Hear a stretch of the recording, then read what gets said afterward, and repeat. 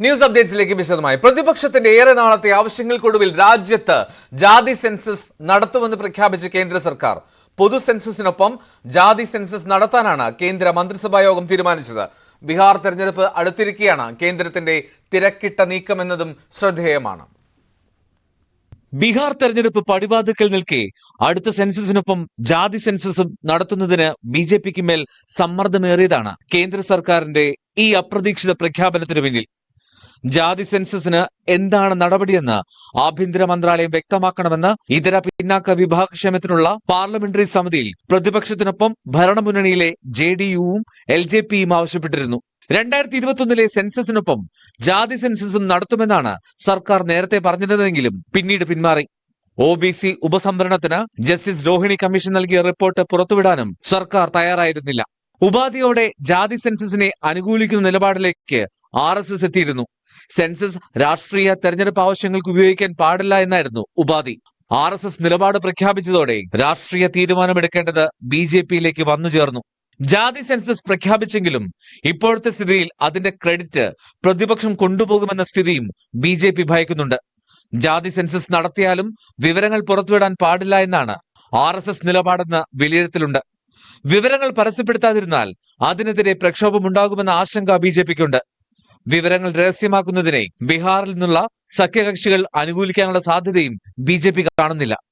എന്നാൽ പ്രത്യേകമായി ജാതി സെൻസസ് നടപ്പാക്കില്ല, മറിച്ച് പൊതു സെൻസസിനൊപ്പം തന്നെ ജാതി കണക്കെടുപ്പ് നടത്താനാണ് തീരുമാനം.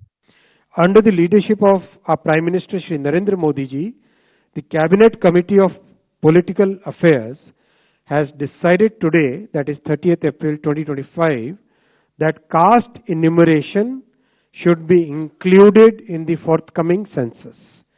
This demonstrates that a government is committed to the values and interests of a society and country. Like in the past, when a government had introduced 10% reservation for the economically weaker sections of the society without causing any stress in any section of the society. രാജ്യത്ത് ജാതി census നടപ്പിലാക്കണമെന്ന് Rahul ഗാന്ധിയുടെ നേതൃത്വത്തിൽ കോൺഗ്രസും പ്രതിപക്ഷ പാർട്ടികളും ഒന്നടങ്കം ഏറെക്കാലമായി ആവശ്യപ്പെടുന്നു. पार्लियामेंट में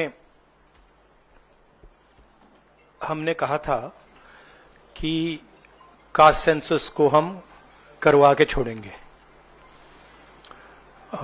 और हमने ये भी कहा था कि 50% की जो कैप है, जो आर्टिफिशियल दीवार लगा रखी है, उसको भी हम तोड़ के हटाएंगे. पता नहीं क्या हुआ, सडनली 11 साल बाद नरेंद्र मोदी जी कहते थे कि सिर्फ 4 जाते हैं. सडनली कास्ट सेंसस का अनाउंसमेंट किया.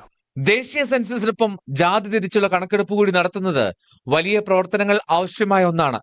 ഇതിനുള്ള തയ്യാറെടുപ്പുകളും രീതിശാസ്ത്രവും സംബന്ധിച്ച് സർക്കാർ ഉടൻ വ്യക്തത വരുത്തുമെന്നാണ് പ്രതീക്ഷിക്കുന്നത്. പട്ടികജാതി പട്ടികവർഗ വിഭാഗങ്ങളുടെ കണക്കുകൾ നിലവിൽ സെൻസസിൽ ശേഖരിക്കുന്നുണ്ടെങ്കിലും OBC വിഭാഗങ്ങളെയും മറ്റ് ജാതി വിഭാഗങ്ങളെയും കുറിച്ചുള്ള വിശദമായ കണക്കെടുപ്പ് സ്വാതന്ത്ര്യാനന്തര ഇന്ത്യയിൽ ഇതാദ്യമാണ്.